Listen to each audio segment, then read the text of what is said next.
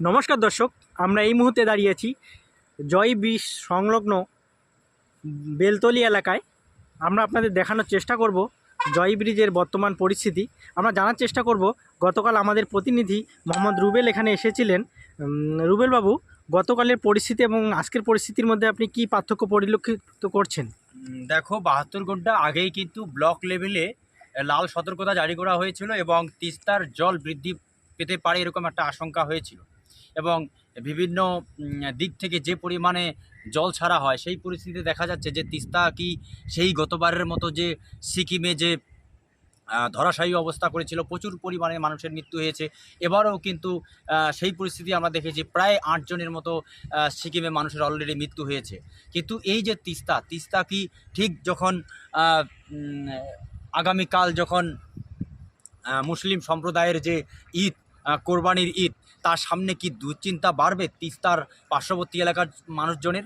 এই জন্য আমরা আজকে এখানে এসেছি এবং দর্শকদের দেখানোর চেষ্টা করব যে আজকে কিন্তু অনেকটাই দেখা যাচ্ছে এখানে সরাসরি যে তিস্তার কিন্তু বন্যার উন্নতি না, হয়েছে। কিন্তু বর্ষাতে কেবল নবরূপে নেমেছে। এইমাত্র পশ্চিমবঙ্গে বর্ষা ঢুকেছে। আগামী দিনে কি ভয়ের কারণ এই তিস্তা নদী কি না? দেখো, এখনো দক্ষিণবঙ্গে সেভাবে বর্ষা নামেনি। তিস্তা নদীকে ত্রাসের নদী বলা হয়। হ্যাঁ, উত্তরবঙ্গে সবথেকে বড় নদী, এই নদী হচ্ছে মূল স্রোত এবং এখান দিয়ে কিন্তু সেই নদী বাংলাদেশে প্রবাহিত হয়েছে। কিন্তু এই পরিস্থিতিতে গত বছরের যে তাণ্ডব চালিয়েছিল সেই ছবি কতটা ভয়ানক এখন ধারণ করবে, কিন্তু অ্যাকচুয়াল আমরা ক্যামেরাম্যানকে অনুরোধ করব সেই ছবি দেখাতে সুন্দর করে, যে এখানে কিন্তু ধীরে ধীরে জলস্তর কিন্তু নিচে নামতে শুরু করেছে। সেই ছবি আপনারা সরাসরি দেখছেন যে ধীরে ধীরে ধীরে ধীরে কিন্তু তিস্তা নদীর যে জল এবং জেলেদের মধ্যে একজনকে আমরা দেখতে পাচ্ছি, উনি কিন্তু খুব সুন্দরভাবে তার মতন করে তিনি তিস্তা নদীর চরের পাশেই তিনি বসে এখানে কিন্তু তিনি মাছ মারছেন। একটু একটু তার মনের মধ্যে একটা আনন্দ, তিনি এখানে আনন্দ উপভোগ করছেন, তার সাথে সাথে কিন্তু তিনি মাছ ধরছেন। সেই ছবি আপনারা সরাসরি আমার ক্যামেরার মাধ্যমে দেখছেন। ক্যামেরাম্যান শাওনাজ আলমকে অনেক ধন্যবাদ যে তিনি আমাদের ক্যামেরা দিয়ে সাহায্য করেছেন। সেই ছবি আপনারা সরাসরি দেখছেন আমার ক্যামেরার মাধ্যমে এবং আমরা সেই দাদার কাছ থেকে জানার চেষ্টা করব যে বন্যা পরিস্থিতিতে এই মুহূর্তে কতটা জল কমেছে এবং দিনের পর দিন কিন্তু জল আবার নিচে চলে যাচ্ছে। অবশ্যই বন্যার অনেকটা উন্নতি হয়েছে। আমরা জানার চেষ্টা করব দাদার কাছ থেকে, আমরা 2-4 কথা জানার চেষ্টা করব। দাদা, আপনার নাম? দাদা, হ্যাঁ, আনারুল। আচ্ছা, বাড়ি কোথায়? এখানেই। আচ্ছা আচ্ছা, কি মাছ ধরছেন?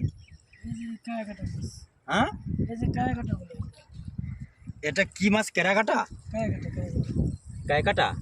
এটা কি কাটা আছে নাকি আবার? হ্যাঁ, এটার নাম কি? এই মাছটা কি নাম?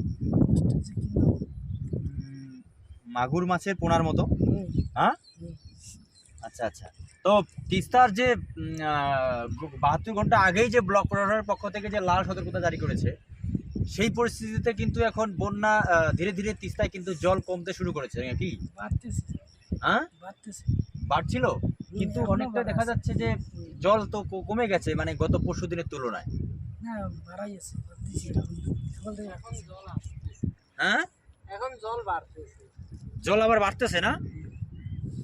ও, মানে একটু একটু করে জলস্তর আবার বাড়া শুরু হয়েছে তো?